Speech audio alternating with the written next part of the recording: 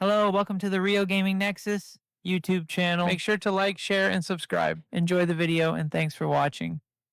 The city of Ethelberg was alive, buzzing with energy, and for Alex Martinez, that meant he was often awake too. It was like every sound around him was a part of a colorful tapestry. The low-frequency rumble of the 5 o'clock a.m. freight train. To him, it felt like a heavy, gray blanket settling on his chest, grounding him in the moment, and the frantic chirping of sparrows outside his window. That was a spray of bright, sharp needles poking at his skin, reminding him that the world was vibrant and chaotic. Ever since that particle accelerator incident at the university, life had taken on a whole new dimension for him. Sounds weren't just sounds anymore. They were textures, colors, and physical presences. He could absorb sonic energy, store it, and reshape it into something new. He was Reverb. By day, he was a filamentist, a fancy term for someone who collects old matchbooks. His small apartment was a cozy sanctuary filled with soft carpet and acoustic foam, a perfect retreat from the world's noise. Each matchbook told a story, a slice of history that he cherished, but by night he transformed into something more, clad in a simple, dark gray uniform with stylized silver lines that resembled waveforms. He became a guardian of sound. His helmet, equipped with advanced processors, was his most crucial piece of gear. It allowed him to filter and focus the auditory chaos that was Ethelberg.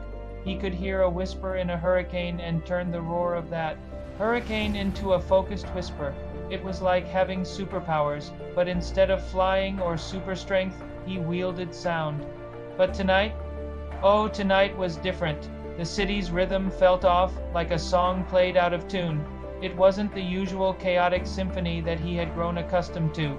A new sound had crept into the mix, a high-frequency carrier wave that was almost inaudible to the average person. But to Alex, it was a piercing shriek that vibrated behind his eyes, a sound that made his skin crawl. Woven into this frequency was a subtle, pulsating beat, a hypnotic rhythm that seemed to cast a strange placidity over the city. Too much placidity, if you asked him. From his rooftop perch, he took in the scene below. Traffic was flowing with an unnerving, perfect order. No honking horns, no angry shouts. Pedestrians crossed the streets in synchronized, docile lines, almost like they were part of some choreographed dance. The absence of noise was deafening, and it sent a chill down his spine. The vibrant, clashing, beautiful chaos of Ethelberg had been muted, replaced by an eerie, orderly silence that felt wrong on so many levels. Reverb adjusted his helmet, tuning in to trace the carrier wave to its source, the central spire of the Oracle Tower, the tallest building in the city. With a graceful leap, he landed silently on the observation deck, his heart racing with anticipation. And then he saw her, a woman standing in the center of a complex array of sonic emitters, all aimed down at the city. She was dressed in a sleek, silver jumpsuit, and her helmet covered her face, rippling with light that pulsed in time with the frequency only he could truly hear. She called herself Siren. "It's so much more peaceful, isn't it?" Her voice flowed into his helmet, perfectly modulated, calm, and almost hypnotic. No more road rage, no more shouting, just harmony. My harmony. Reverb couldn't help but feel a flicker of anger. "This isn't harmony," he shot back, his voice a low-frequency hum filled with tension. "It's control. You've put the entire city to sleep." Siren laughed, and it sounded like wind chimes, perfectly tuned and eerily beautiful. "They're not asleep. They're attentive. They're listening. For the first time, this city is a single, focused choir, and I am its choirmaster." She gestured with her hand, and the hypnotic pulse intensified. Suddenly, Reverb felt a wave of lethargy wash over him, a deep, overwhelming desire to just sit down and let the soothing rhythm envelop him. But he fought it. He tapped into the ambient hum of the tower's electrical systems, absorbing it and converting it into a jarring blast of white noise, creating a sonic shield around his mind.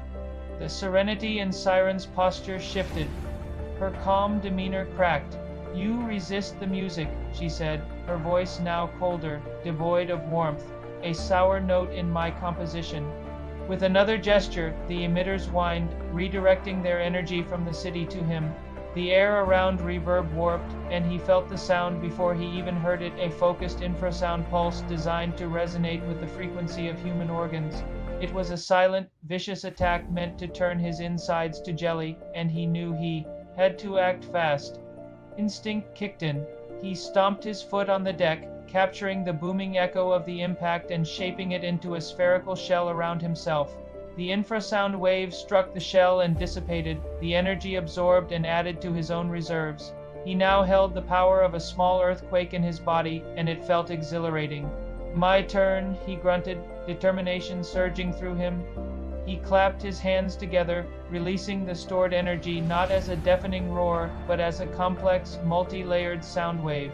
It was a dozen different recordings of Ethelberg at its most chaotic: jackhammers, police sirens, street performers, barking dogs, and roaring crowds at a football game, all woven together and pitched to counteract her carrier wave. He was fighting her enforced silence with the city's own vibrant noise. The emitters sparked and overloaded, struggling to process the chaotic input. Siren stumbled back, her eyes wide as the pure, messy sound of urban life broke through her hypnotic rhythm. Below, the spell shattered. A car horn blared, loud and angry. Then another, shouts erupted, and the beautiful, chaotic music of Ethelberg returned. In a sudden, glorious crescendo. "You can't!" Siren screamed, her voice now raw and human, a desperate plea. "It's ugly. It's chaos. It's life," Reverb replied, walking towards her through the sonic storm he had created. "It isn't supposed to be perfect, it's supposed to be real," but he knew he couldn't just blast her. The emitters were tied to the building's power grid, and an explosion would hurt everyone. He needed a more delicate approach. Listening closely, he tuned in past her rage, past the hum of her technology, and caught the faint, rapid thumping of her own heart. He focused, honing in on that sound. Instead of using the city's noise, he tapped into the quietest sound he could find, the gentle rush of wind around the spire. He gathered it, compressed it, and tuned it to the exact frequency of her panicked heartbeat. Then he sent it back to her, amplified. It wasn't a painful attack. It was an overwhelming wave of her own fear and adrenaline played back into her ears 1,000 times over. Her heartbeat transformed into a deafening drum solo inside her head, and he could see the confusion in her eyes as she realized what was happening. Disoriented and overwhelmed by the internal noise, she collapsed, her hands flying to her helmet as the emitters powered down. As the authorities arrived, Reverb stood on the edge of the spire, listening. The city was loud, obnoxious, and gloriously alive.